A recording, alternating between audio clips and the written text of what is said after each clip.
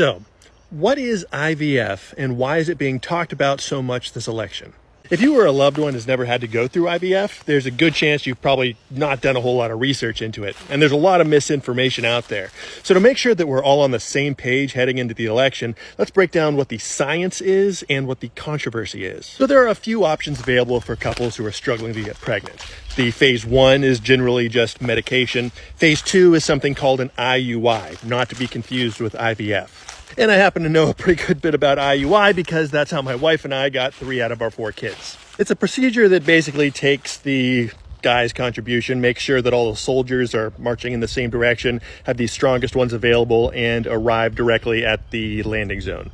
Basically making sure that we get post-serum Steve Rogers instead of pre-serum Steve Rogers. The actual fertilization is still entirely internal. If those 2 methods fail, that's typically when couples move to IVF. In IVF, the egg is fertilized in a laboratory setting and then returned to the woman's body. Every year in the United States, we have about 400,000 or more of these procedures that are done, with about 1/3 of those procedures leading to a live birth. So that's the science. Where's the controversy? Well, the main issue for a lot of conservative Christians is what happens to those fertilized eggs that are left over from the procedure.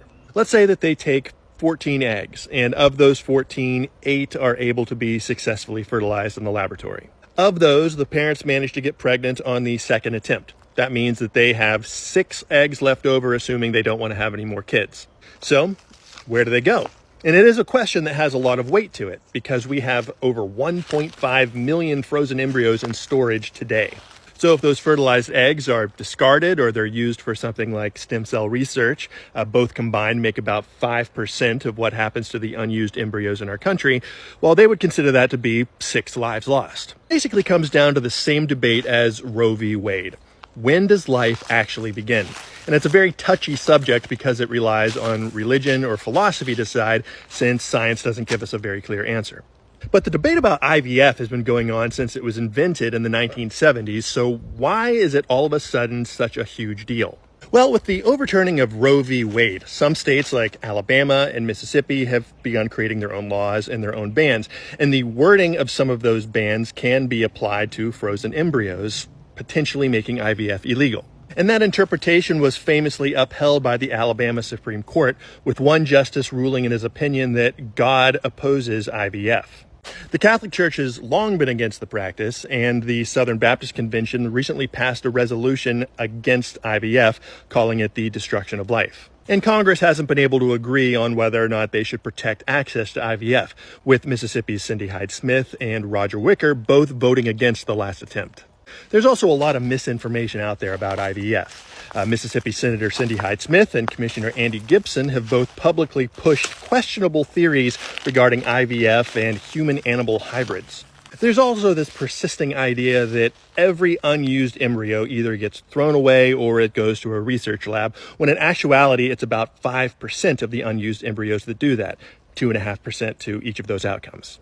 And of the ones that actually go to the laboratories, only about 75% successfully make it there, and only about 25% of those can actually be studied. That leaves us with less than 0.5% of all the unused frozen embryos actually going to a lab and being used for research. And that research looks for treatments for things like Alzheimer's, diabetes, cancer, and so on. There are also groups like Operation Snowflake that take some of those unused frozen embryos and are able to put them up for adoption for couples who can't go through IVF. That's something that is growing in popularity, but the vast majority of frozen embryos that are unused simply go to storage, where they can still be viable after 30 years or more. So bringing it back full circle, November's election will likely have a big impact on the future of IVF in America. So it's important to not only know what your position on it is, but also what your candidate's position is. So that's the science, that's the controversy, and if you've stuck with me this long, here's a small personal take. Never struggled with infertility, it can be really difficult to imagine just how emotionally taxing and heartbreaking it can be for a couple.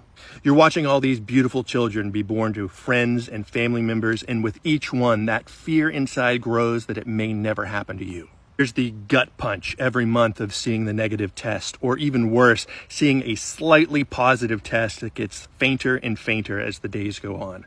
And it's also incredibly expensive, and in states like Mississippi, insurance won't touch it. And I know for me, it was this overwhelming feeling that my child was out there, trapped in the dark somewhere, and I had no way of bringing them home.